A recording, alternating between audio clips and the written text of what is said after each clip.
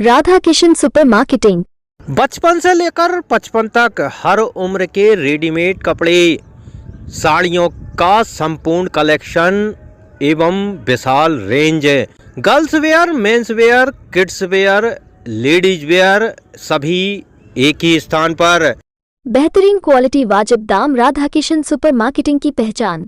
Radha Kishan super marketing, बूंदाबहू मंदिर complex, घंटाघर के पास, दम। खत्री डेंटल केयर, दांतों का अस्पताल, डॉक्टर अरुण खत्री, डॉक्टर नीलिमा बर्डे खत्री। समय सुबह 9 बजे से रात्रि 8 बजे तक। सभी प्रकार के कॉस्मेटिक डेंटल ट्रीटमेंट उपलब्ध। हमारा पता Khatri dental care, union bank of India के बाजू से, राय चौराहा, दमोह। दमोह से एक अजीबोगरीब मामला सामने आया, जहां इंसान की मृत्यु होने के बाद होने वाली 13वीं यानी मृत्यु भोज शख्स के जिंदा रहते हुई खुद अपनी 13वीं की और शोक संदेश के कार्ड में उसने छापा कि मेरी आत्मा मर गई है और उसकी 13वीं का कार्यक्रम है। ये अजीब वाकया दमोह के फुटेरा वार्ड 1 में हुआ। इस वार्ड में शिक्षक जयप्रकाश सोनी रहते हैं। सरकारी टीचर हैं, भरा पूरा परिवार है। परिवार में आपस में प्रेम है और सब मिलकर रहते हैं। लेकिन सोनी ने कार्ड छपवाए जिसमें लिखा कि मेरी आत्मा का निधन हो चुका है और आत्मा विहीन शरीर स्वस्थ रहे, इसके लिए स्वल्पाहार का आयोजन किया गया। इस कार्ड में आयोजक खुद जयप्रकाश बने और उसमें खुद की फ़ोटो के साथ अपने बेटे का फ़ोटो भी प्रिंट कराया।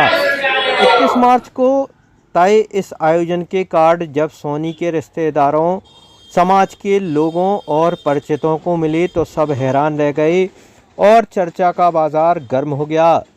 घर के लोगों ने भी शिक्षक के इस कदम का विरोध किया, लेकिन वो नहीं माने और फिर रविवार को 13वीं की विधि के मुताबिक पूजन पाठ के साथ सुंदरकांड का पाठ हुआ। इस प्रक्रिया में भी खुद शिक्षक सोनी शामिल हुए और मृत्यु भोज में रखे स्वल्पाहार में आए लोगों को उन्होंने ही स्वल्पाहार परोसा।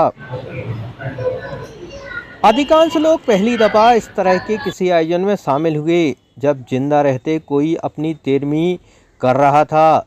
सोनी की बहन को भी ऐसी खबर मिली कि उनके भाई ऐसा आयोजन कर रहे हैं तो वो इंदौर से दमोह पहुंची। इसे अपशगुन बताया, लेकिन वे नहीं माने। इस आयोजन में शामिल होने आए लोग कहते हैं कि उनकी नज़र में ये एक बुजुर्ग बताते हैं कि दशकों पहले एक संत ने जिंदा रहते अपना 13वीं का क्रियाक्रम किया था। शिक्षक की पत्नी और बेटे बताते हैं कि जब उन्हें ऐसा पता चला तो उन्होंने मना किया, लेकिन जयप्रकाश मानने तैयार नहीं हुए तो फिर वो इसमें शामिल हो गए। इस अजीब कारनामे को अंजाम देने वाले जयप्रकाश सोनी कहते हैं कि मोबाइल के ज़रिए उन्हें यह ज्ञान मिला कि जिंदा रहते हुए ऐसी प्रक्रिया की जा सकती है और वो चाहते हैं कि मोहमाया से विरक्त होकर वो आत्मा की शांति के लिए खुद पूजन करें और उन्होंने ऐसा किया।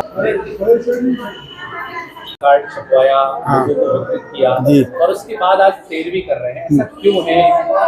ऐसा तो नहीं है, मतलब परंपरागत नहीं है, लेकिन आपने ऐसा क्यों किया? नहीं, परंपरागत तो नहीं है, लेकिन शास्त्रों में लिखा कि ऐसा हो सकता है, हो जाता है और बहुत से लोगों ने किया भी है।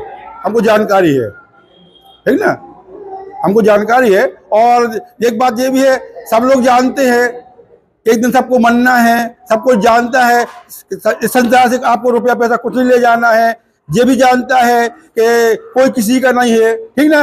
इसके बाद भी जानते हुए भी मानते नहीं है, लेकिन मैंने मान लिया है। क्या माना आपने? कि संसार में कोई नहीं है, आपको एक दिन मरना भी है और संसार से कोई आपको ले नहीं जाना, कुछ ना पैसा ना धन ना जायदाद। ऐसा कैसे आपके मन में विचार? ऐसा कैसे बचा? शास्त्रों में लिखा है। शास्त्रों में लिखा तो बाकी लोग क्यों नहीं करते? भाई उनको नहीं है समझ, जानते भले मानते नहीं है। आपको कहाँ से समझ आई? हमको मोबाइल से समझ में आई। समाज ने टीवी को बिगाड़ा, लेकिन हमें मोबाइल ने बिगाड़ा। कैसे कार्ड आपने छपवाए, किससे प्रेरणा? ये सिर्फ हमने अपने दम पे, अपनी स्वेच्छा से, अपनी बुद्धि से जो कुछ किया हमने अपनी बुद्धि से किया। हमने किसी का न सलाह ली, न किसी से हमने संपर्क किया। जो कुछ किया हमने अपने आप किया। हमारे सनातन में क्या मान्यता है इस तरह की? ऐसा हो जाता है, हमको पता है, जानकारी है। क्या लिखा हुआ है शास्त्र में? नहीं, शास्त्रों में हम थोड़ी इतने ज्ञान है कि हम ये जानकारी रखें कि क्या क्या लिखा है, लेकिन शास्त्रों में ये लिखा है कि जिंदा में तेरी हो सकती है, हो जाती है। आपने भी आयोजन किया है? हाँ, इसलिए हमने भी आयोजित किया। कार्ड बांटे आपने, फिर क्या क्या किया? कार्ड बांटा हमने, आपको सबको निमंत्रण दिया, रिश्तेदारों को, समाज को और तो व्यवहारी को, और जी हमने आपने चौल पहाड़ का कार्यक्रम रखा है, उसमें भजिया है, जलेबी है, काफी का इंतजाम है, हम सबका स्वागत कर रहे हैं।